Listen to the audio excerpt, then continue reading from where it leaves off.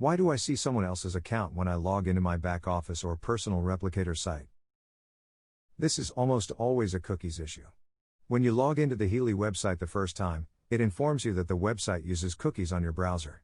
The best way to prevent this from happening is to log into your browser incognito or private to prevent this from happening. When you log in private or incognito, it does not leave cookies. If you have not saved the site as a favorite, it will not autofill in the URL bar. You should not see anyone's login information. You could alternately also clear your cache and history in your browser, but logging in privately on your browser would be easier and more convenient. On the Chrome browser, in the drop-down menu under File, you select New Incognito window.